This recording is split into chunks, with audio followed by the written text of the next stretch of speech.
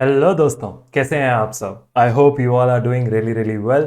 I welcome you to the new video of most important question series of our CA inter subject. Sir, आज की class में हम कौन से topic के मोस्ट इंपॉर्टेंट क्वेश्चंस करने वाले हैं। सर, आज हम अमेलगमेशन का टॉपिक पिक करने वाले हैं। अमेलगमेशन एक ऐसा टॉपिक है जो बहुत ही ज्यादा स्कोरिंग है, लेकिन स्कोरिंग के साथ साथ बहुत ही ज्यादा स्केरी भी है। बच्चे क्या करते हैं, अमेलगमेशन को थोड़ा बैकसीट दे देते हैं, जैसा कंसोलिडेशन को दे रखा है आप लोगों ने। तो आज क्लास में क्वेश्चंस प्रैक्टिस करेंगे और साथ में देखते हैं कि सही में टॉपिक बहुत टफ है या एकदम सिंपल है और हम ऐसे ही घबरा रहे हैं।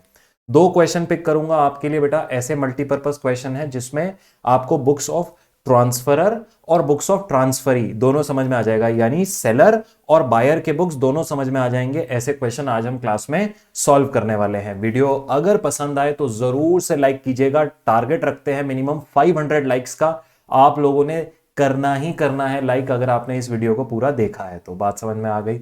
चलिए, और अपने मैक्सिमम दोस्तों के साथ जरूर से शेयर करिए बेटा, और आई विजन के चैनल को सब्सक्राइब कर लो। Reason being revisionary videos, these most important question videos, एक complete list of most important questions, tips, tricks, आपके टॉपिक्स ऐसे जो एग्जाम में एक्सपेक्टेड होते हैं, ये सारे वीडियोस आते रहते हैं ताकि आपको नोटिफिकेशन मिल जाए। इसलिए आपको कहते हैं कि आप अपने पास सब्सक्राइब कर कर रखिए चैनल को।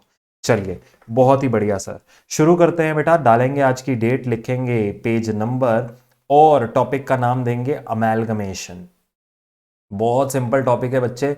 आपके पास लिखिए आज की क्लास का रोड मैप, दो ऐसे क्वेश्चंस जो आपको पूरे चैप्टर का अच्छे से क्लैरिटी दे देंगे। इलस्ट्रेशन नंबर 7 है और इलस्ट्रेशन नंबर 9 है। आई होप ये मोस्ट इंपॉर्टेंट क्वेश्चन की सीरीज आपके लिए बहुत यूजफुल हो रही होगी।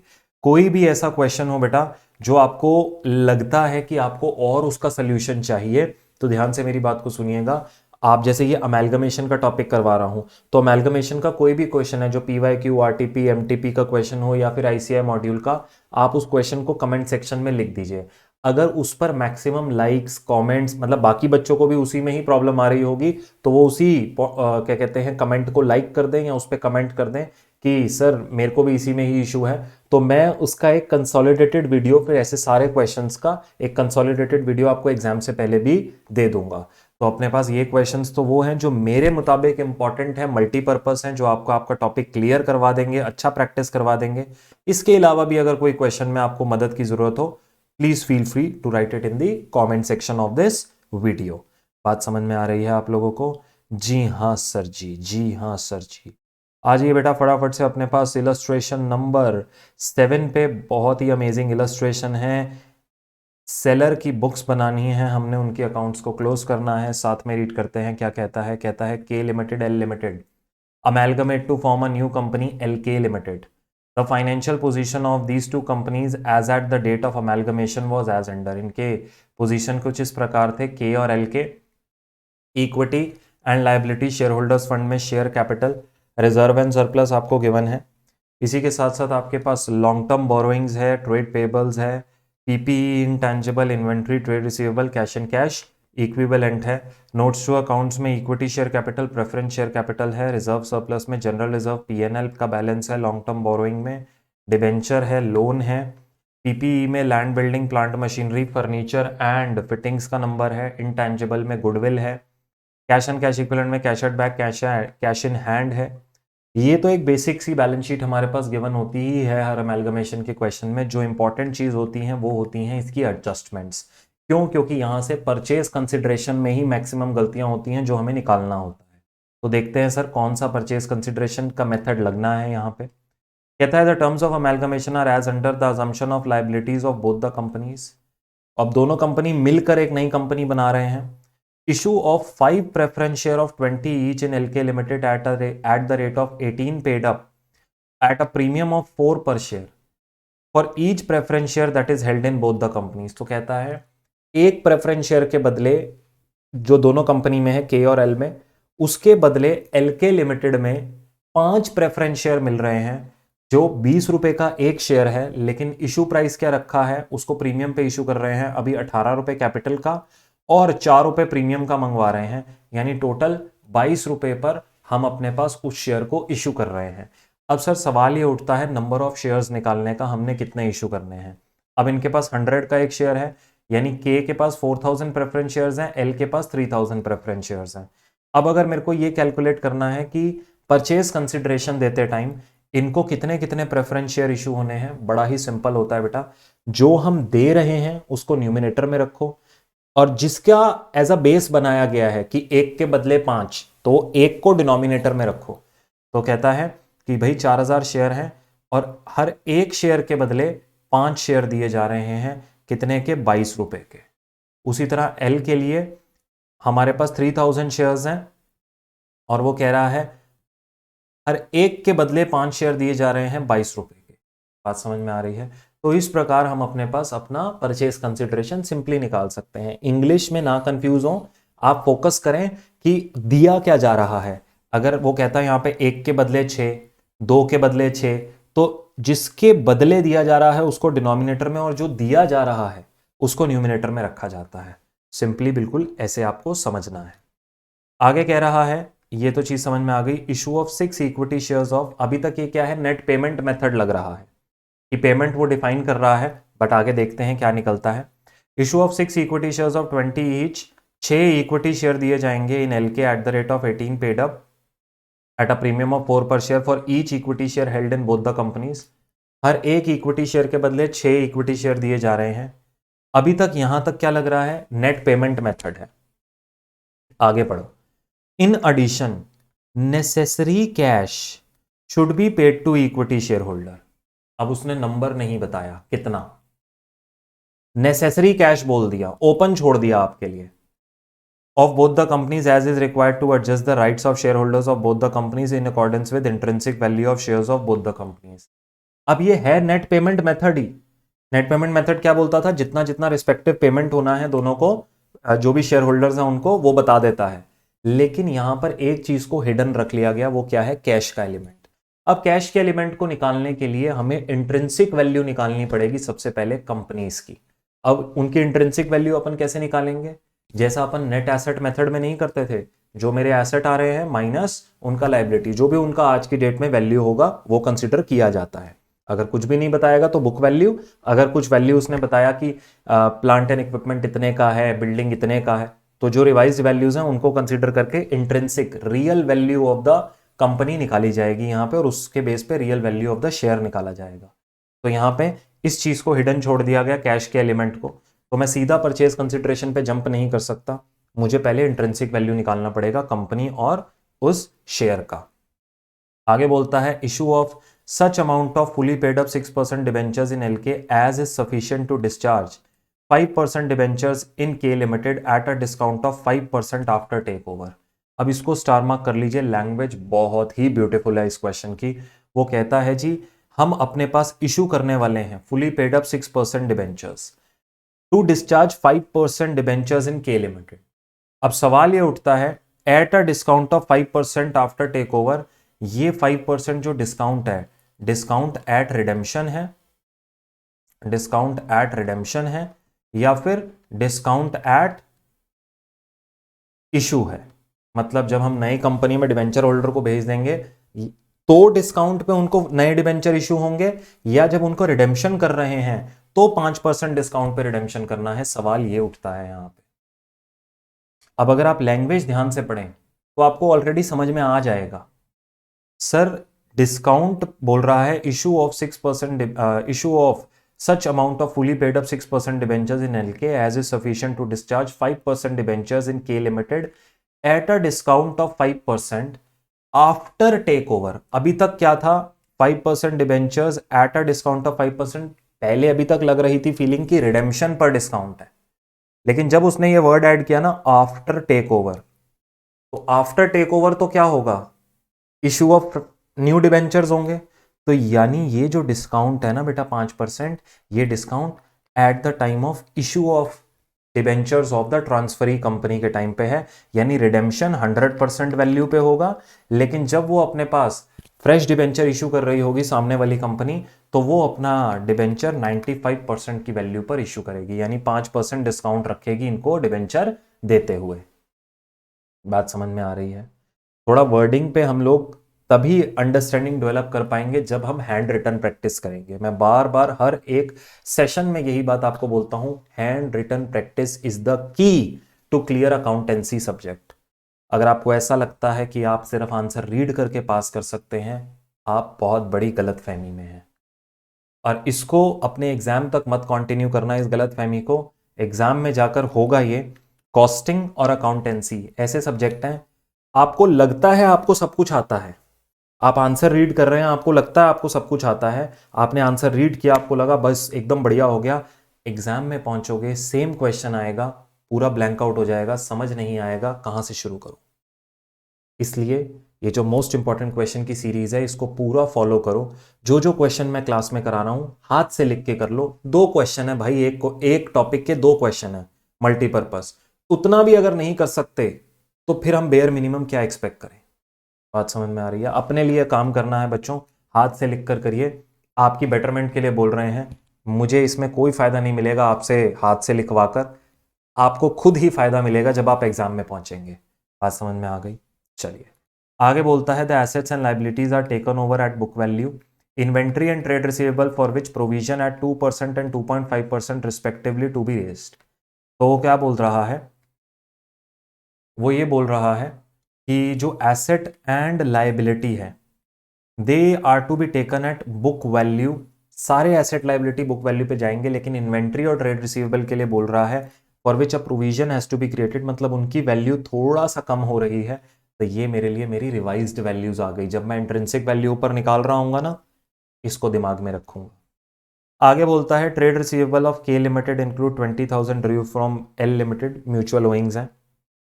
आगे बोलता है, L K limited is to issue 15,000 new equity shares of 20 each, 18 paid up at a premium of 4 per share so as to have sufficient working capital. Prepare ledger accounts in the books of K and L to close their books. अब transferor की books close करते हैं। कैसे close करते हैं आइए देखते हैं। अब ट्रांसफरर की बुक्स बनानी है तो ये वाला जो पॉइंटर है इररेलेवेंट है, point number C. Point number B का पॉइंट नंबर 2 भी इररेलेवेंट है मेरे लिए, बिल्कुल। क्यों? क्योंकि भाई ट्रांसफरर की बुक्स बना रहा हूं, ये दोनों एडजस्टमेंट्स कहां पे आती हैं? ट्रांसफरी की बुक्स में, बायर की बुक्स में आती हैं। ठीक हो गई बात? जी हाँ सर जी। अब सर क्वेश्चन शुरू कहाँ से करना है? देखिए, अमेलगमेशन का क्वेश्चन जब भी आएगा, बड़ा सिंपली आपके लिए, जैसे अब ये बुक्स ऑफ ट्रांसफरर है, 2 जगह से आप शुरू कर सकते हो। या तो आप रियलाइजेशन अकाउंट बना लो, दोनों की किताबें बनानी है, एल और के दोनों की किताबें बनानी है, या तो आप रियलाइजेशन अकाउंट बना लो। लेकिन उससे भी बढ़िया एक तरीका है, आप जगह छोड़िए अपने पास और वर्किंग नोट पहले बनाओ और वर्किंग में परचेज कंसिडरेशन निकालो। क्योंकि अगर परचेज कंसिडरेशन तुमने निकाल दिया तो ये बाकी पूरा क्वेश्चन एकदम सिंपल है। अगर तुम परचेज कंसिडरेशन नहीं निकाल पाए तो इस क्वेश्चन में आगे नहीं बढ़ पाओगे। अगर आपको एग्जाम में जाके पता लग गया ना मैं परचेज कंसिडरेशन निकाल सकता हूं, तो बेटा फिर इस क्वेश्चन को हाथ लगाना। अगर एग्जाम में जाके ऐसा लगता है यार ये परचेज कंसिडरेशन मेरे से नहीं निकलेगी, चुपचाप दूसरा क्वेश्चन कर लेना, इसको चॉइस में छोड़ देना, क्योंकि इसका की ही सिर्फ परचेज कंसिडरेशन है। चलिए बहुत ही बढ़िया, आइए परचेज कंसिडरेशन निकालने की कोशिश करते हैं। अब question number middle of the page. बेटा अगर वीडियोस पसंद आ रहे हैं तो ज़रूर से लाइक कीजिएगा। टारगेट हमारा 500 लाइक्स का है इस वीडियो पे, और आप लोगों ने ही पूरा करवाना है। तो मैक्सिमम अपने दोस्तों से शेयर करो और लाइक ज़रूर करना वीडियो को। बेटा बहुत हार्डवर्क कर रहे हैं आपके लिए, तो उसको अप्रिशिएट ज़रूर कीजिएगा। एंड आई नो मेरे बच्चे ज़रूर अप्रिशिएट करेंगे उस चीज़ को। आइएगा सर, आपने कितने पेजेस छोड़े? बेटा मैंने 4 पेजेस छोड़े। सर आपको सपना आया कि आपको 4 पेजेस छोड़ने हैं? नहीं बेटा मुझे सपना नहीं आया। तो सर आपने 4 कैसे छोड़े? बेटा मुझे ये पता है कि मुझे के की बुक्स और एल की बुक्स बनानी है, मुझे ये पता है मुझे लेजर अकाउंट बनाने हैं। तो अब मैंने इतना हैंड रिटन प्रैक्टिस कर लिया है अपने पास कि मैं 2 पेजेस में के बुक्स और 2 पेजेस में एल के बुक्स खत्म कर पाऊंगा। तो मैंने सफिशियंट जगह अपने लिए छोड़ दी है, 2-2 पन्ने, और फिर मैंने अपने वर्किंग नोट चालू कर दिए। ओह तो ये बात है। हाँ बेटा यही तो बात है जो तुम नहीं समझ रहे हो। Handwritten practice is the key. Sir मेरे पास टाइम बहुत कम है। तो बेटा 2 क्वेश्चन करना कितना बड़ा टास्क है? हाँ सर 2 तो क्वेश्चन मैं कर सकता हूँ, बहानेबाजी नहीं करूंगा। Very very good. बहाने नहीं मारना, 2 क्वेश्चन करना कोई बड़ी बात नहीं होती एक चैप्टर में से। चलिए अपने पास सबसे पहले इंट्रिंसिक वैल्यू निकाल लेते हैं मेरे बेटे। इंट्रिंसिक वैल्यू में अब उसने कहा है, सिर्फ एक चीज बोली है, सारे एसेट लायबिलिटी बुक वैल्यू पे ले जाओ except for inventory and trade receivable, no problem. आइएगा अपने पास एसेट्स, ये रहे नॉन करंट एसेट, पीपीई है मेरे पास, पीपीई है, इंटेंजिबल है। मैं सीधा यहाँ पे अपने पास प्रॉपर्टी प्लांट एंड इक्विपमेंट डालूं क्योंकि सब बुक वैल्यू पे जा रहा है।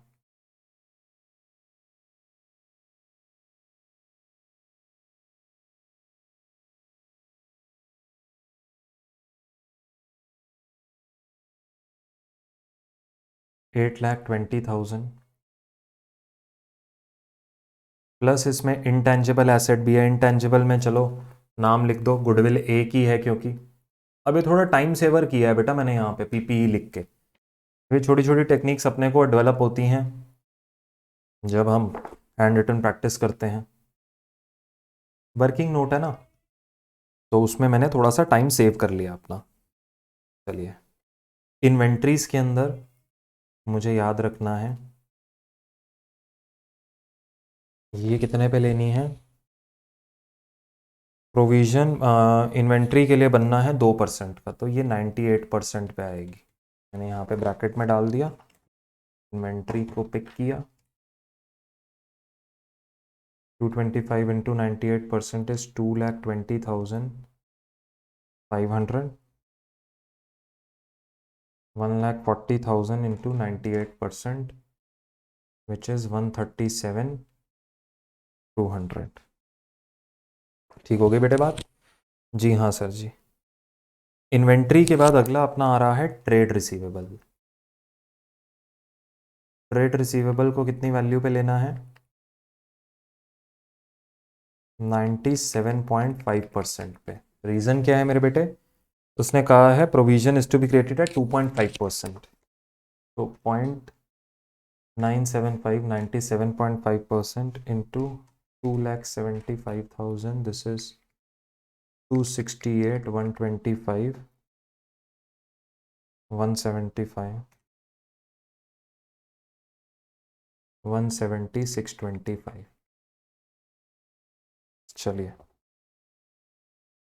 और उसके बाद बाकी हमारे पास कैश एंड कैश इक्विवेलेंट्स आ रहे हैं।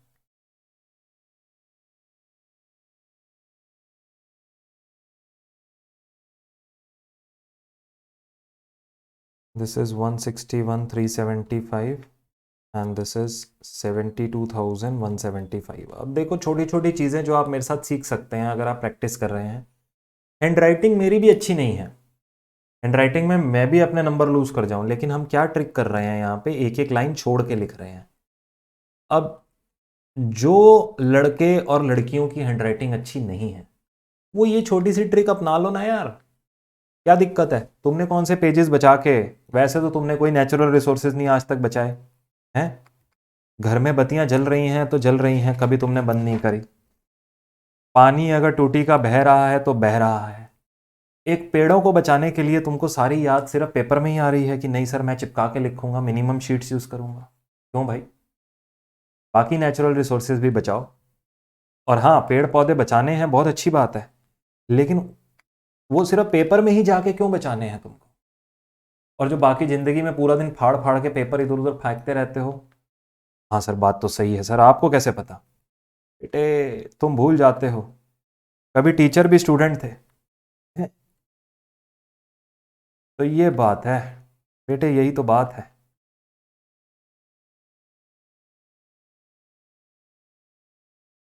तो अपने पास अब देखो रिडेम्पशन पे डिस्काउंट नहीं था डिबेंचर के, तो इसलिए जो उसका 100% वैल्यू है वही हमने यहां लिख दिया। इशू पे डिस्काउंट है इसलिए यहां पे वो कंसिडर नहीं हुआ। अब जब मैं इशू की एंट्री परचेजर की बुक्स में लूंगा ना, तो वहां पे मैं डिस्काउंट पे इशू करूंगा उसके डिबेंचर्स। यहाँ पे redemption is not happening at discount, redemption of debentures in the books of transferor is happening at 100%, at par value. तो इसलिए इन चीजों को नोट किया करो कि सर ने ऐसा क्यों लिखा। चलिए, ट्रेड पेबल्स हैं 1 लाख,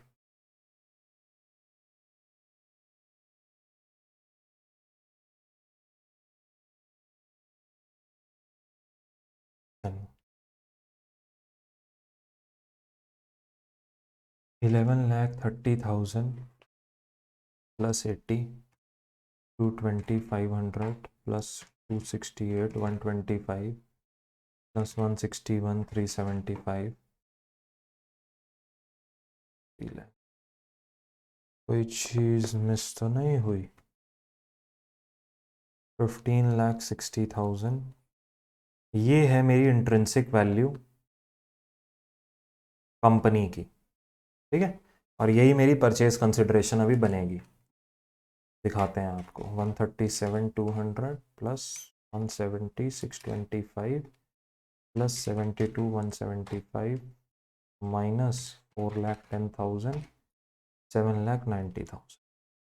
यहाँ तक अपन ने कर लिया ना। इसके बाद गेम आसान है। Working note number 2, purchase consideration.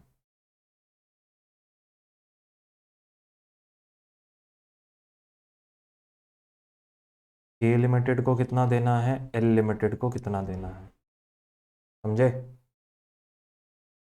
यहां पे आ रहा है इक्विटी शेयर, और इन्हीं को कैश भी मिलना है, और साथ में प्रेफरेंस शेयर। सबसे पहले प्रेफरेंस शेयर की बात लिखी है। कह रहा है 5 प्रेफरेंस शेयर दिए जा रहे हैं हर एक प्रेफरेंस शेयर के बदले, और 22 रुपये पे इशू हो रहा है। और यहाँ पे 5 प्रेफरेंस शेयर हर एक प्रेफरेंस शेयर के बदले, और 22 रुपये पे इशू हो रहा है। और इधर कैश तो भी मेरा बैलेंसिंग फिगर बनेगा। कैश को हम यहाँ लिख देते हैं नीचे। और इक्विटी शेयर में कह रहा है 6 इक्विटी शेयर इशू हो रहे हैं। हर एक इक्विटी शेयर के बदले, इक्विटी शेयर हैं भाई के 8,000, और 22 रुपये पे एक इशू हो रहा है।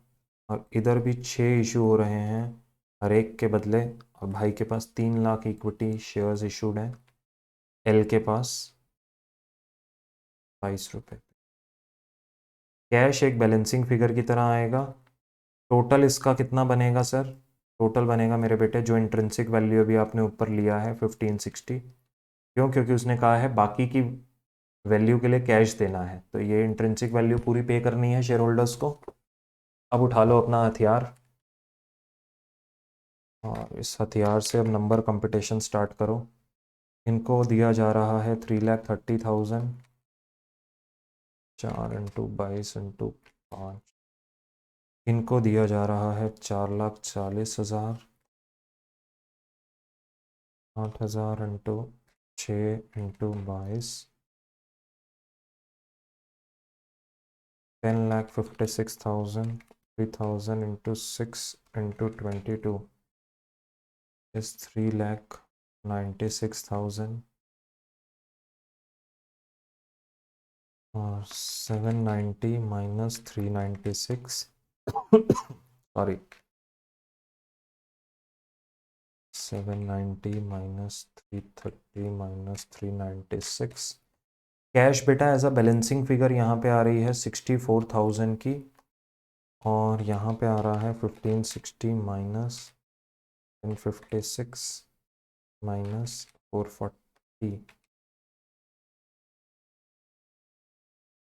यहाँ पे भाई को भी 64,000 का कैश दिया जाएगा। दोनों जगह सेम है। बस बेटा तुमने मुश्किल वाला पार्ट खत्म कर लिया है। अगर इतना हमने निकाल लिया, अब इसके बाद बड़ा सिंपल है। बुक्स कैसे क्लोज होती हैं? सबकी किताबें एक एक करके क्लोज होंगी, जैसे इन द बुक्स ऑफ के।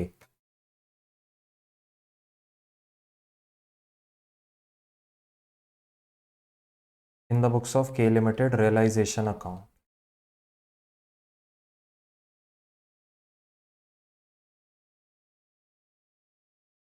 और इसी तरह एल की किताबें भी बनेंगी।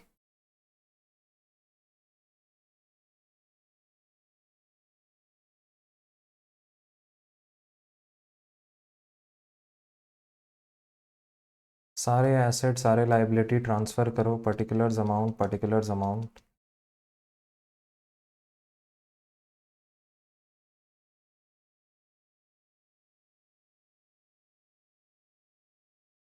ठीक है, चलिए अब यहाँ प्रॉपरली हम लिखेंगे, यहाँ पे कोई भी शॉर्टकट नहीं यूज़ करना, फेयर वर्क है हमारा। लैंड बिल्डिंग 450,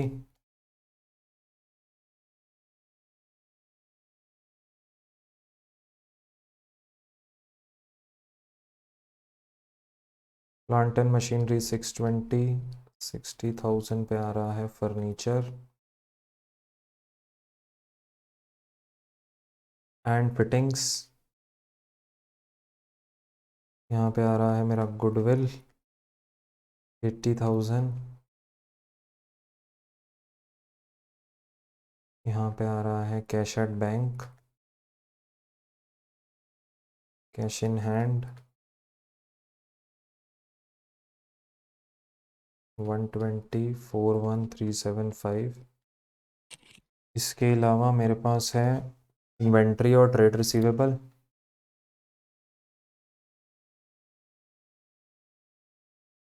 इन्वेंट्री है 225 पे, ट्रेड रिसीवेबल है 275 पे,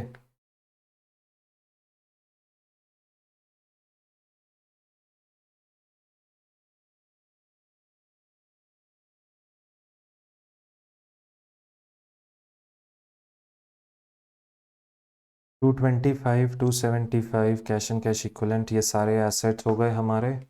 अब लाइबिलिटी साइड पे मेरे पास डिबेंचर्स हैं 5% के इसके,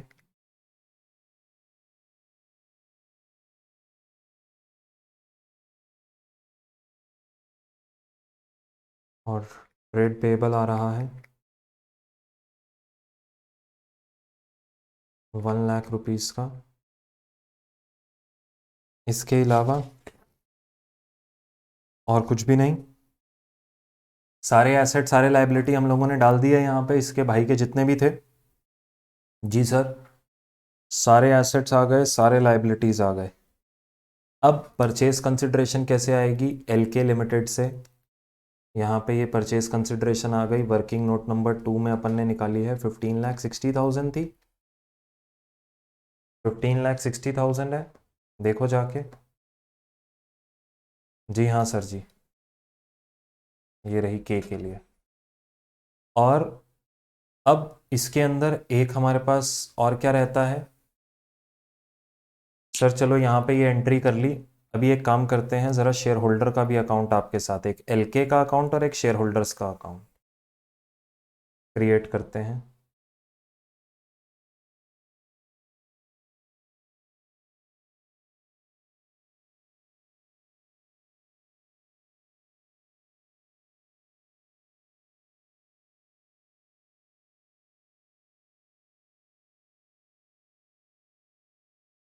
सबसे पहले देखो प्रेफरेंस शेयर होल्डर का अकाउंट बनाते हैं।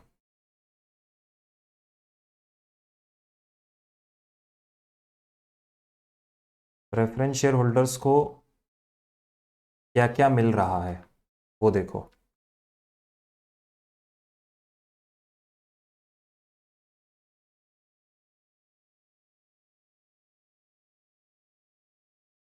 उनको ड्यू कितना था सर, अगर मैं देखूं तो 7% प्रेफरेंस शेयर कैपिटल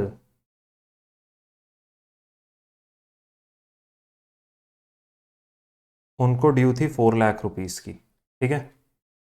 और प्रेफरेंस शेयर होल्डर को मिला कितना, अगर आप नीचे जाके देखेंगे, अभी अभी हमने परचेज कंसिडरेशन में बनाया है, प्रेफरेंस शेयर होल्डर को मिल रहा है 4,40,000। भाई का ड्यू था 4 लाख, भाई को मिल रहा है 440, तो कोई बात नहीं, चलो दे देते हैं preference shares in LK limited. लेकिन इससे होगा क्या,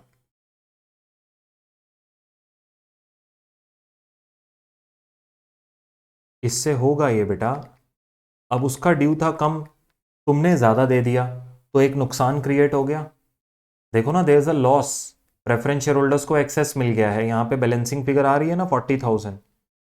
तो अब क्या हो रहा है, realization account debit to preference share holder account, जो भी हमने एक्सेस पे किया है प्रेफरेंस शेयर होल्डर्स को, उसका नुकसान भी किसको उठाना पड़ता है मेरे बेटे, उसका नुकसान भी इक्विटी शेयर होल्डर्स को उठाना पड़ता है। तो इसलिए पहले प्रेफरेंस शेयर होल्डर का अकाउंट बनवाया। तो ये जो 40,000 है ये भी यहाँ पे आएगा। जो बच्चे सोच रहे थे ना चलो बैलेंस करते हैं देखते हैं कितना शेयर होल्डर्स को फ़ायदा हुआ है, तो एक बार अपन को ये भी देखना होता है। प्रेफरेंस शेयर होल्डर को अगर कोई एक्सेस पेमेंट हुआ है तो वो यहाँ पे कंसिडर करना है। अब आप यहाँ से अपना प्रॉफिट या लॉस निकाल सकते हैं। सर सम टोटल कर लीजिए डेबिट और क्रेडिट साइड पे, और जो भी अब इसमें बैलेंसिंग बचेगा वो या तो इक्विटी शेयर होल्डर का प्रॉफिट है या इक्विटी शेयर होल्डर का नुकसान है। एसेट साइड का टोटल करते हुए हम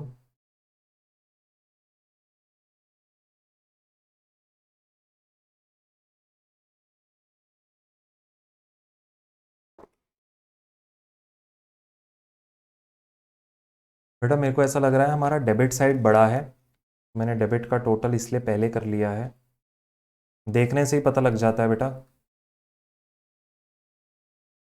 यानी there is a loss that is being generated for equity share holders. There is a loss of 51,375।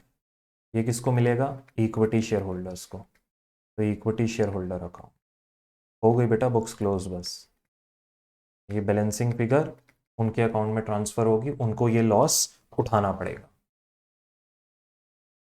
अब इक्विटी शेयर होल्डर्स का अकाउंट बना लेते हैं।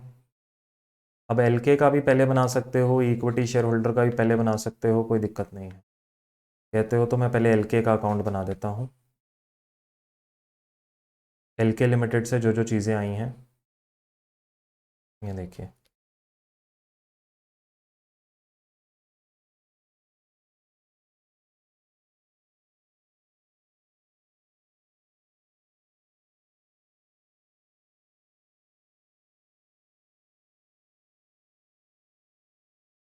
चलिए सर, एलके लिमिटेड को जब हमने ड्यू किया था बैलेंस तो एंट्री क्या करी थी? LK limited account debit to realization account 15,60,000। और उससे हमें क्या क्या रिसीव हुआ है? इक्विटी शेयर्स इन एलके,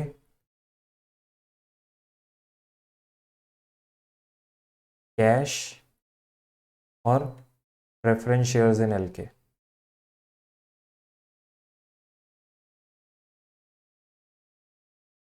ठीक है, प्रेफरेंस शेयर आए थे 440 के, कैश था 64 का, और इक्विटी शेयर्स थे 1056 के। तो ये मुझे एलके से रिसीव हुआ है परचेज कंसिडरेशन।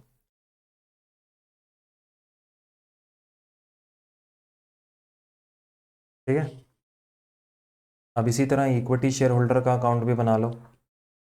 बुक्स क्लोज करनी आ गई।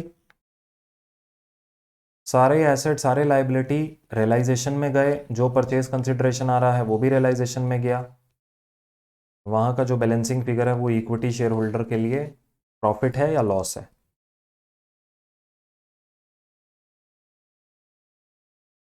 अब इक्विटी शेयर होल्डर का अकाउंट फाइनली बनता है। यहाँ पे हम क्या लिखते हैं बेटा, बताइए? जो जो चीज़ें इक्विटी शेयर होल्डर के नाम पे हमारे बुक्स में बैठी हुई हैं, जैसे कि इक्विटी शेयर कैपिटल है, रिजर्व एंड सरप्लस है,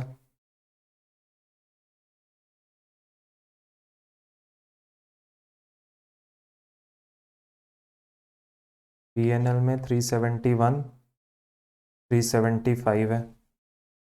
ये आ गया जो उनको हमने ड्यू देना था। अब इनको रियलाइजेशन का लॉस बियर करना पड़ा है, तो रियलाइजेशन अकाउंट के नाम से डेबिट कर देंगे। 51,375 का लॉस था। और अब इनको मिला क्या क्या है? एक तो इनको इक्विटी शेयर्स मिले हैं एलके में,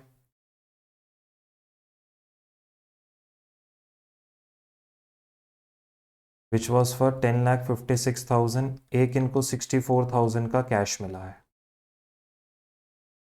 अब इनका जो है आइडियली बैलेंस जो है वो मैच होना चाहिए बोथ साइड्स। वो एक चीज़ का प्रूफ है कि भाई आपने अपनी कैलकुलेशन सही करी है। टोटल आ रहा है 11,71,375, विच इज़ अ प्रूफ कि आपने अपना जो कंपटीशन किया है वो बिल्कुल सही किया है। बिल्कुल सिमिलर मैनर में जो हमने यहाँ पे इसके लिए काम किया है के लिए, कॉपी पेस्ट काम एल के लिए भी करना है। ठीक हो गई बात। एल के बुक्स आप खुद लिख कर देखेंगे। अब मैंने के की बुक्स आपके लिए लिख दिया, वीडियो को यहीं पे स्टॉप करना है आप लोगों ने। बिल्कुल इसी तरह रियलाइजेशन में सारा एसेट लायबिलिटी डालिए और देखिए प्रेफरेंस शेयर होल्डर्स को कुछ एक्सेस पे हो रहा है क्या, उनका हो रहा होगा। फिर परचेज कंसिडरेशन डाल के प्रॉफिट या लॉस इक्विटी शेयर होल्डर्स को दे दो। उसके बाद एक एक करके प्रेफरेंस शेयर होल्डर, एलके और इक्विटी शेयर होल्डर्स का अकाउंट बनाओ। वीडियो यहीं पॉज करो, अभी के अभी सॉल्व करो, और उसके बाद ये हमने सेल्फ करना है बुक ऑफ एल लिमिटेड की बुक्स। आपको ऑटोमेटिकली कॉन्फिडेंस आ जाएगा। के मेरे साथ कर लिया, एल अपने आप करोगे, ऑटोमेटिकली आ जाएगा कि सर अगर ट्रांसफरर की बुक्स क्लोज करनी है तो अब मैं कर सकता हूं। समझ में आ गई बात। चलिए, अब आई होप आप लोगों ने सॉल्व कर लिया है। पॉज करने के बाद अब आपने सॉल्व करने के बाद इसको दोबारा से प्ले किया है वीडियो को। कोई दिक्कत आई होगी तो कमेंट सेक्शन में आपने लिखना है कि सर कोई दिक्कत आई है। समझ में आ गई बात। और एक इंपॉर्टेंट बात मेरे बच्चों, अगर वीडियोस आपको पसंद आ रहे हैं ज़रूर से लाइक कीजिएगा। इस वीडियो का टारगेट लाइक्स है मिनिमम 500 लाइक्स, तो वहां तक हम लोगों ने पहुंचना है। मैक्सिमम दोस्तों के साथ शेयर करिए इन वीडियोस को और आई विजन के चैनल को सब्सक्राइब करिए। और बेटा ये अगर क्वेश्चंस आप लोगों को समझ में आ रहे हैं, लेकिन अगर आप in depth knowledge of concepts चाहते हैं कि सर डेबिट क्रेडिट के पीछे ये जो सारी एंट्रीज आ रही हैं इनका लॉजिक क्या है, रियलाइजेशन अकाउंट यूं क्यों बन रहा है, रियलाइजेशन अकाउंट ही क्यों बनाया जा रहा है अमेलगमेशन में, इन सब लॉजिक्स और इन डेप्थ लर्निंग के लिए आप हमारे आई विजन पे कोर्स को एनरोल कर सकते हैं सीए इंटर के। लिंक इस वीडियो के डिस्क्रिप्शन में मैंने ऑलरेडी डाल दिया है। वो कोर्सेज स्पेशल क्यों होते हैं, ये तो 2 क्वेश्चन है। वहां पे हम ICAI module, past year exam questions, RTPs, mock test papers class में सॉल्व करते हैं बैठ के, वो भी चैप्टर वाइज मैनर में हमारे प्रिंटेड बुक में से। बात समझ में आ रही है। तो प्रैक्टिस बहुत एक्सेसिव होती है हमारे कोर्सेज में, कि उसके बाद आपको घर पे अलग से बैठने की ज़रूरत शायद पड़े। अगर आपने क्लास भी अच्छे से अटेंड कर लिया और लिख लिया, आप मोर देन इनफ प्रैक्टिस कर कर जाओगे हमारे साथ। तो इसलिए देख लीजिए एक बार, लिंक वीडियो के इस डिस्क्रिप्शन में हमने लिंक डाल दिया है। आप चेकआउट करिए कोर्सेज को, नॉमिनल प्राइजेस पे अवेलेबल हैं with features such as unlimited views, 24/7 access, doubt support, RTP, MTP, PYQ, ICAI module solved in class. तो उन सब चीज़ों के साथ आपका लर्निंग नेक्स्ट लेवल का होगा जो आपको चाहिए भी in your career. These are just few questions but you need in depth learning in your career. और वो ऐसा नहीं है कि सर मैं बोल रहा हूँ सिर्फ, आप किसी भी टीचर से पता कर लीजिए। ऊपर ऊपर की नॉलेज आपको पेपर पास करा देगी। जिंदगी में आपको पास होने के लिए एक्चुअली में डिटेल नॉलेज चाहिए। अकाउंटेंसी और टैक्स 2 ऐसे सब्जेक्ट्स हैं जो जब तक आप इस फील्ड में हैं फाइनेंस की, वो आपके साथ रहेंगे। और एज अ चार्टर्ड अकाउंटेंट अगर अकाउंटिंग की ही नॉलेज आपकी कमज़ोर है तो बताइए मेरे को फिर क्या एक्सपेक्ट किया जा सकता है आपसे, अगर अकाउंटिंग ही आपका वीक है तो। फाइनेंस में होल्ड लाने के लिए accounting is the building block, उसके ऊपर बिल्ड कर सकते हो, लेकिन इसके बिना उसको बिल्ड करना बहुत टफ है। समझ में आई बात।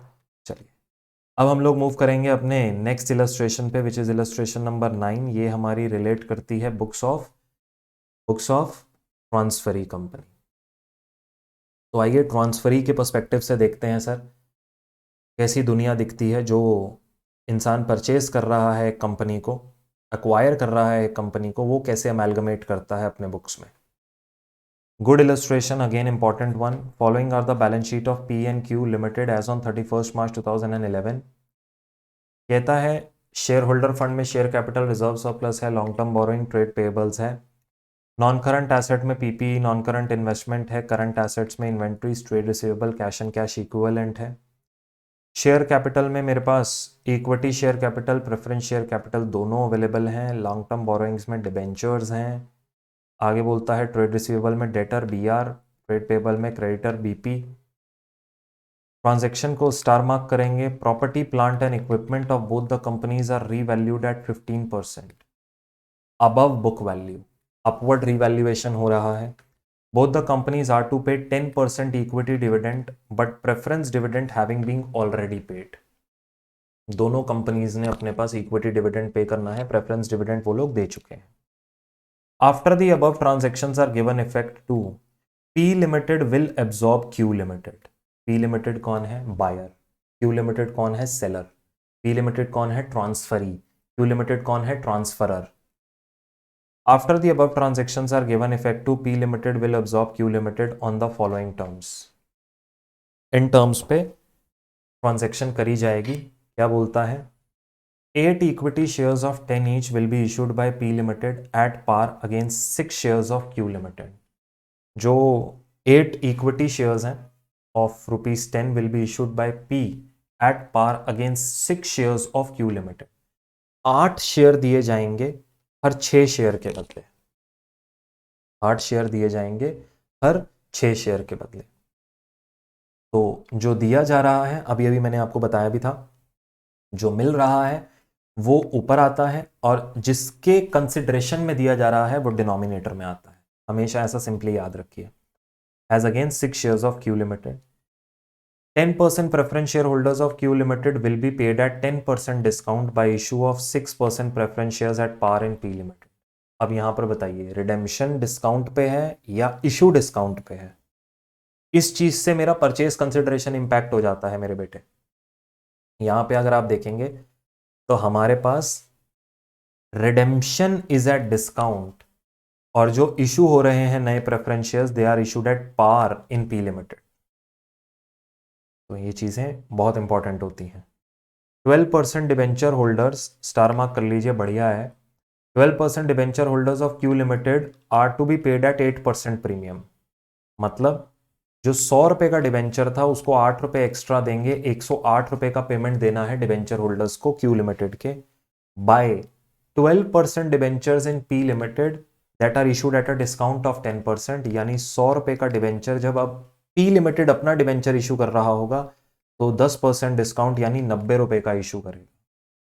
तो इसमें क्या एंट्री होगी देखेंगे. 108 रुपए पे करने हैं बाय इशू ऑफ 90 रुपीज का एक डिबेंचर. तो यहां पर रिडेम्पशन हो रहा है प्रीमियम पे डिबेंचर का, लेकिन जो न्यू डिबेंचर इशू हो रहे हैं वो डिस्काउंट पे हो रहे हैं. तो नंबर ऑफ डिबेंचर्स कैसे निकलते हैं, चलिए देखेंगे, कोई दिक्कत नहीं है, क्वेश्चन जब करेंगे तो देखेंगे.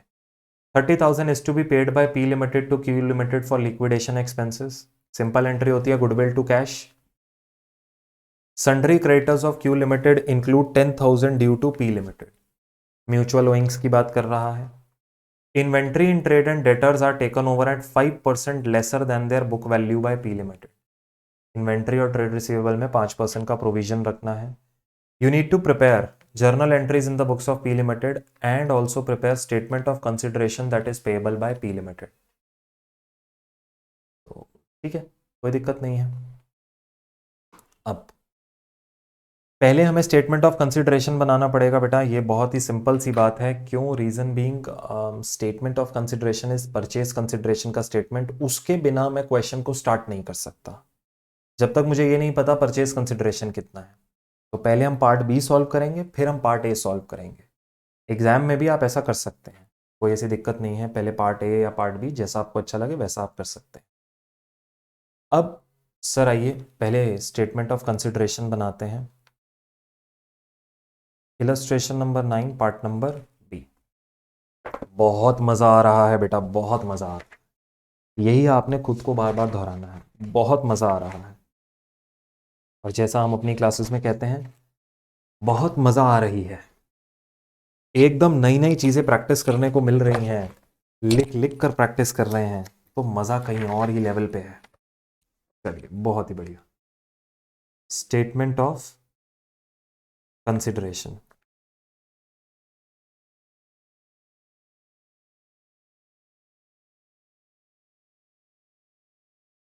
पर्टिकुलर्स, अमाउंट और कंसिडरेशन. क्या दे रहे हैं कंसिडरेशन में? यहां पे हम दे रहे हैं पेबल टू. सबसे पहले उसने किसके लिए कहा है? इक्विटी शेयर होल्डर्स के लिए.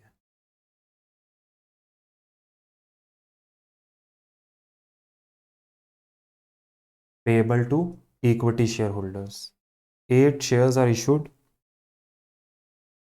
at par against 6 shares of Q Limited. Q Limited के कितने shares हैं बेटा?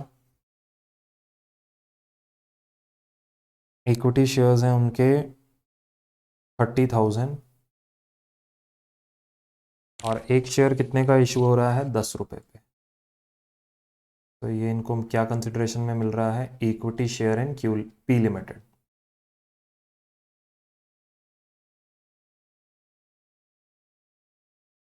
$30,000 डिवाइडेड बाय 6 इंटू 8 तो 10, 4 लाख रुपए।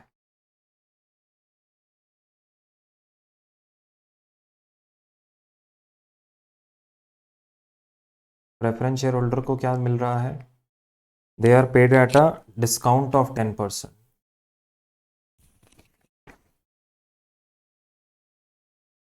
1 लाख उनकी वैल्यू थी, माइनस 10% विच इज 90,000, तो 4,90,000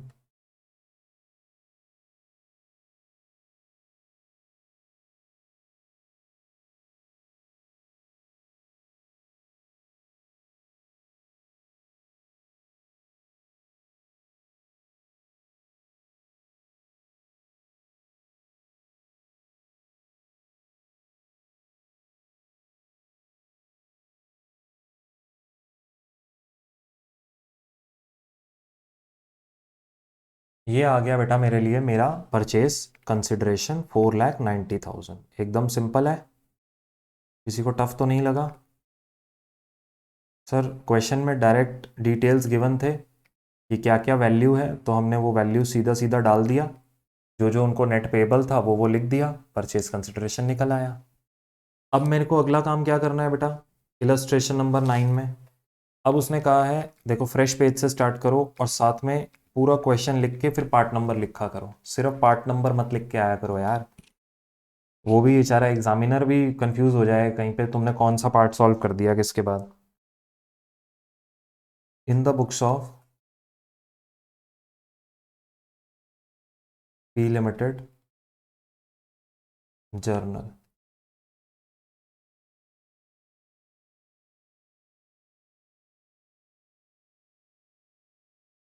चलिए मेरे बेटे, सर बहुत मज़ा आ रहा है।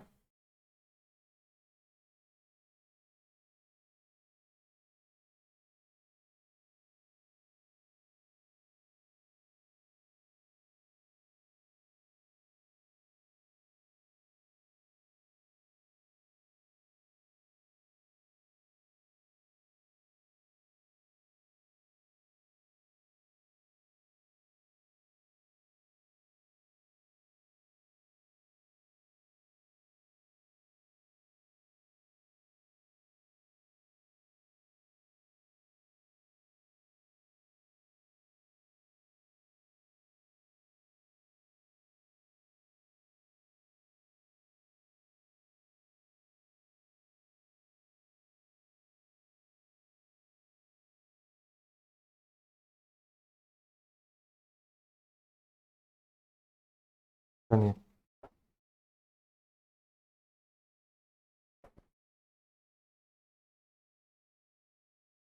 यहाँ पे सबसे पहले उसने कहा है property plant and equipment of both the companies are to be revalued. तो यहाँ पे हमारे पास property plant and equipment P limited का कितना है? 7 लाख रुपीज़। तो मैं क्या बोलूँगा? रीवैल्यूड अपवर्ड है, तो property plant and equipment account debit.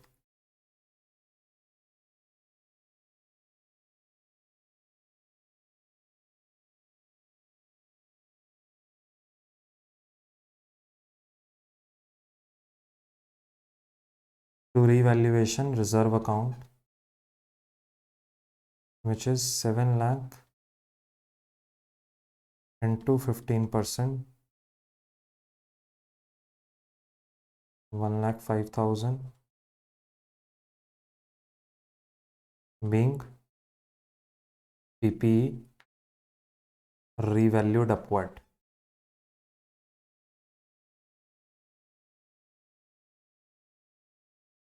चलिए अगला, आगे बोल रहा है both the companies are to pay 10% equity dividend but preference dividend having been already paid. So reserve account debit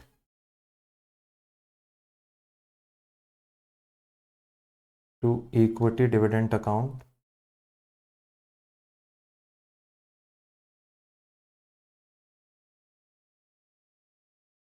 This is how much? उन्होंने कितना डिविडेंड बोला है देने के लिए? 10% इक्विटी डिविडेंड. पी लिमिटेड का कितना है इक्विटी शेयर कैपिटल? 6 लाख. उन्होंने 10% डिविडेंड देना है तो 60,000 का डिविडेंड यहाँ पे आ रहा है. Being dividend due. Equity dividend account use कर लो या equity dividend payable account use कर लो, बात एक ही है.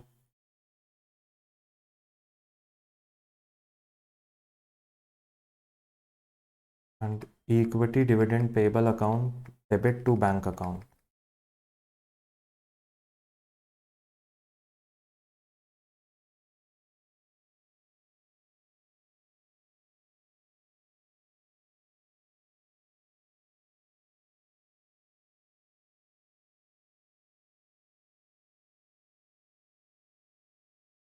सुनिए, बीइंग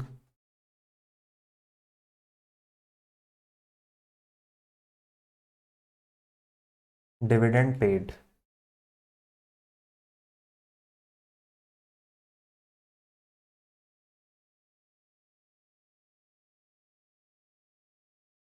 डन हो गया.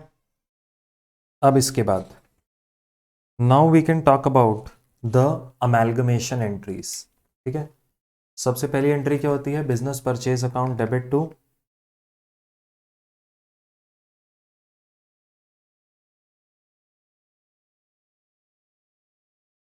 Business purchase account debit to liquidator of Q limited. कितना वैल्यू था? 4,90,000.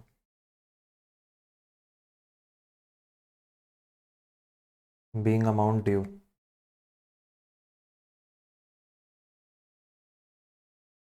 अब सारे एसेट और सारे लाइबिलिटीज लेकर आएंगे हम लोग क्यू लिमिटेड के. अब क्यू लिमिटेड में याद रखना उसने भी अपने प्रॉपर्टी प्लांट इक्विपमेंट को रीवैल्यू कर लिया होगा, तो वो कितने का है? 2,50,000 का. ये कॉमन एरर है जो हो सकता है आपसे. आप सीधा 250 ले आओ, जबकि वो आना था 250 इंटू 115%.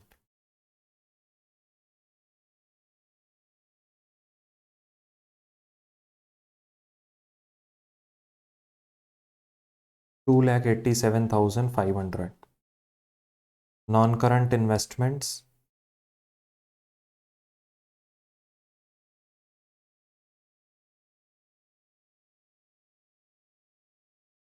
80,000. इन्वेंट्री. अब इन्वेंट्री पे उसने कहा था 5% का अपने पास प्रोविजन रखना, यानी इन्वेंट्री को 95% पर लेकर आना.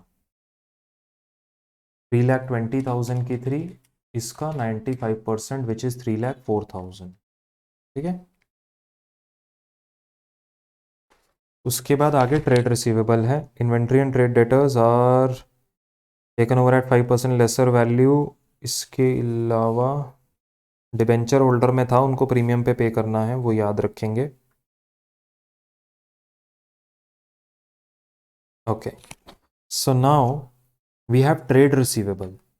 ट्रेड रिसीवेबल में बेटा हमारे पास दो चीज़ें हैं. एक है बिल्स रिसीवेबल और एक आ रहा है हमारे पास डेटर्स. ओ सो अलग अलग यहाँ पे लेके आएंगे. बिल्स रिसीवेबल, उसने कहा है debtors are taken at 5% lesser value. उन्होंने बी आर के लिए नहीं बोला बेटा. सो बी आर 20,000 के एज इज आ जाएंगे, और मेरे जो डेटर आ रहे हैं वो हैं 1,90,000 के. इसके अगेंस्ट मैं प्रोविजन बनाऊंगा. अब यहाँ बहुत सवाल उठते हैं, सर इन्वेंट्री में तो आपने सीधा कम कर दिया 5%, लेकिन डेटर्स के लिए अभी आप प्रोविजन फॉर डाउटफुल डेट बना रहे हैं, ऐसा क्यों? आप अलग से क्यों दिखाते हैं सर, डेटर को भी कम कर दीजिए ना। बेटा देखो, एक सिंपल लॉजिक देता हूं आप लोगों को। इन्वेंट्री के वैल्यूएशन के टाइम पे आपके पास मार्केट में एनआरवी अवेलेबल होगी। आप क्यों राइट डाउन कर रहे हो inventory? You have cost, you have NRV. According to you आपकी जो कॉस्ट है वो एनआरवी से ज्यादा होगी, तभी आप इन्वेंट्री का राइट डाउन ले रहे हो और उसको एनआरवी पे लेके आ रहे हो। वहां कोई प्रोविजन की बात ही नहीं है। समझो इस चीज को। मार्केट में तुम्हें पता है तुम्हारा प्रोडक्ट 3,04,000 का बिकेगा, वो उसका एनआरवी है। तुम्हारी किताबों में उसकी वैल्यू कितनी थी? 3,20,000। तुमने कहा यार कॉस्ट से इसको एनआरवी पे ले आओ, वो वन शॉट में कर दिया तुमने। वहां कोई प्रोविजन की बात ही नहीं आती AS2 में। बात क्लियर है? Coming over to debtors. Sir debtors के अंदर फिर सीधा वैल्यू आपने क्यों नहीं कम कर दी? देखो भाई, वो कहता है डेटर्स को 5% लेसर वैल्यू पे लो, लेकिन मैं उसको अभी ही क्यों बैड डेट बनाऊं? अगर मैं 5% सीधा लेस कर देता हूं तो मैं कह रहा हूं कि मैंने बैड डेट मान लिया डेटर्स को। भाई अभी प्रोविजन बना के मैं कोशिश तो करूंगा उनसे रिकवरी की। अभी इन्हें प्रोविजन फॉर डाउटफुल डेट बनाऊंगा, कोशिश करूंगा रिकवरी की, नहीं होता तो इस प्रोविजन से बैड डेट बुक कर लूंगा, लेकिन कोशिश तो करूंगा। ये इसके पीछे का लॉजिक होता है। डेटर्स के लिए प्रोविजन के थ्रू मूव करते हैं, इन्वेंट्री के लिए आप सीधा राइट डाउन देते हैं क्योंकि आपको पता है मार्केट का एनआरवी कितना है। सिंपल बात हो गई, ठीक हो गई। चलो, इसके अलावा डेटर्स यहां पे मैंने टेक ओवर कर लिए। कैश एंड कैश इक्विवेलेंट में अब जब बात आती है तो याद रखना कैश भी हमारे पास डिविडेंड देने के बाद जो बचा होगा वही होगा। अब कैश एंड कैश इक्विवेलेंट में बेशक 40,000 का कैश था, लेकिन तुमने डिविडेंड पे कर दिया है उसमें से 30,000 का। 3 लाख रुपए की वैल्यू थी इक्विटी शेयर्स की, तो उसने डिविडेंड पे करवा दिया है। 10,000 मेरे पास कैश में बचा हुआ है। इसके बाद यहाँ पे प्रोविजन आ गया। फिर लॉन्ग टर्म बोरोइंग्स में मेरे पास डिबेंचर हैं, तो यहाँ डिबेंचर होल्डर लिखना है। डिबेंचर होल्डर देखो कितनी वैल्यू के आ रहे हैं क्यू लिमिटेड के। डिबेंचर होल्डर को वादा किया था भाई तुम्हारी 1,50,000 की वैल्यू है, they will be paid at 8% premium. सही बोल रहा हूँ, 8% ही है। क्वेश्चन देखो, यस, 1,50,000 इंटू 108%, तो इनको कहा था तुम्हें 162 देंगे, तो इनके लिए हमारी लाइबिलिटी इतनी आ रही है जो अग्रीड वैल्यू है लाइबिलिटी की। और ट्रेड पेबल से ऐसा कोई वादा किया था? जी नहीं सर। ट्रेड पेबल सीधा आ गया यहाँ पे मेरे पास 1,50,000 का। समझ में आया? टू बिजनेस परचेज 490 का मेरा वैल्यू था। वर्क ये पार्ट नंबर 1 से सीधा ही आ रहा है, तो कोई वर्किंग नोट बनाने की ज़रूरत ही नहीं थी। अब देखो तुम अपनी बैलेंसिंग फिगर यहाँ पे निकाल लो। जो तुम्हारी बैलेंसिंग फिगर आए वो डेबिट क्रेडिट साइड पे वो तुम्हारा गुडविल या CR है, being asset and liability taken over.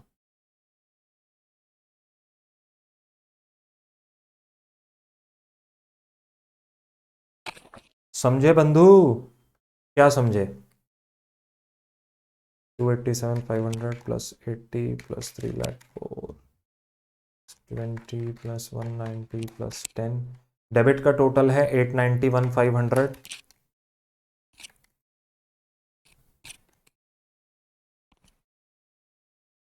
Debit side बड़ी है, ज़्यादा एसेट एक्वायर करे हैं, मेरे पास कैपिटल रिजर्व जनरेट हो रहा है।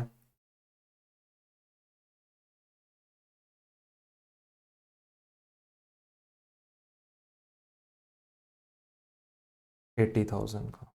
ये मेरी बैलेंसिंग फिगर की तरह आ गई। समझे? चलिए, इसके बाद तो बस मैंने पे करना है। Liquidator of Q limited account debit to, जो मेरा लिक्विडेटर है, to equity share capital to preference share capital.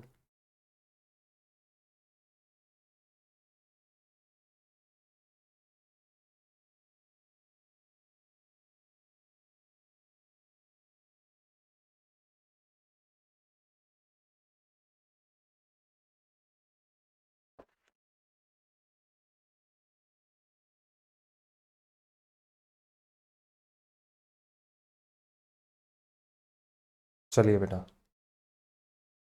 Liquidator को हमने 490 पे करना है, इक्विटी शेयर्स 4 लाख के हैं, बीइंग परचेज कंसिडरेशन पेड।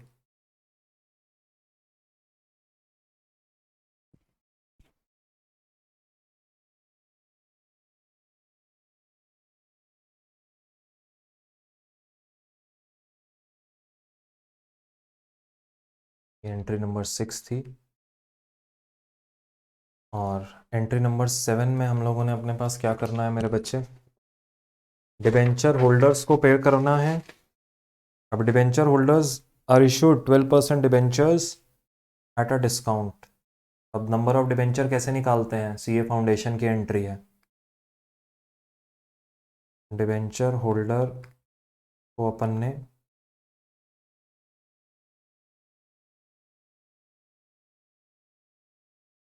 1,62,000 पे करना था, लेकिन इनको डिबेंचर जो इशू हो रहे हैं वो डिस्काउंट पे इशू हो रहे हैं, डिस्काउंट ऑन इशू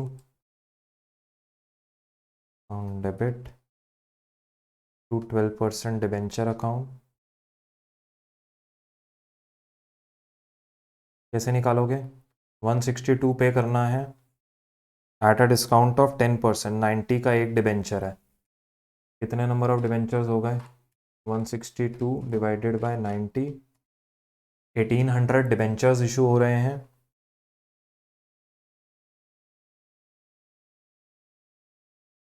1800 इंटू 100 यानी 1,80,000। तो डिस्काउंट कितना हो गया, 10% 18,000 बीइंग डिबेंचर इशूड।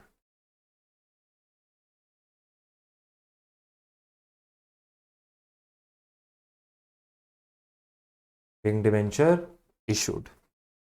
इसके बाद अपनी कौन सी एंट्री है, 30,000 is paid by P limited to Q limited for liquidation expenses. Entry होती है goodwill account debit to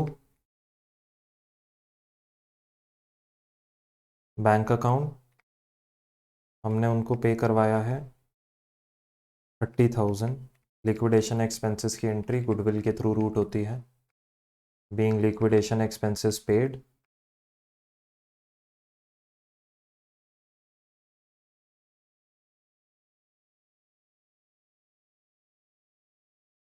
done हो गई जी बात। इसके बाद अगला, सर गुडविल की एंट्री आ गई, फिर कह रहा है sundry creditors of Q limited include 10,000 due to P limited. तो डेटर क्रेडिटर टू डेटर की एंट्री हो जाएगी, म्यूचुअल ओइंग्स है,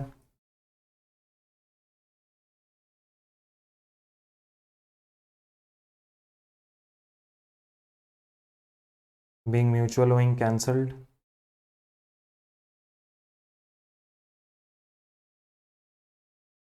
इसके बाद एक फाइनल एंट्री हमें देनी पड़ेगी, वो किस चीज़ की होगी मेरे बच्चे, sir final entry would be for cancellation of goodwill from capital reserve. दोनों एक दूसरे के एंटी हैं, दोनों में से कोई एक ही एग्जिस्ट कर सकता है बैलेंस शीट में। अमेलगमेशन में कैपिटल रिजर्व रिप्रेजेंट करता है profit on amalgamation, goodwill represent करता है लॉस ऑन अमेलगमेशन। तो दोनों में से कोई एक ही एग्जिस्ट कर सकता है, तो इसको आपस में राइट ऑफ कर देंगे, mean goodwill return of, being goodwill return of. That's it, question आपका खत्म हो गया है, आपको बुक्स ऑफ परचेजर भी समझ में आ गया है। लास्ट में आपने अपनी जर्नल एंट्रीज का एक टोटल दे देना है। So this is 40,000, 180 plus 30 plus 490, 490 plus 150, 162, 95,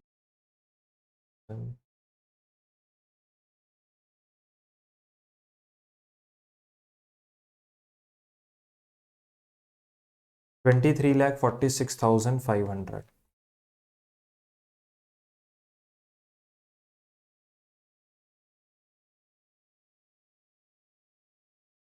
So this is your illustration number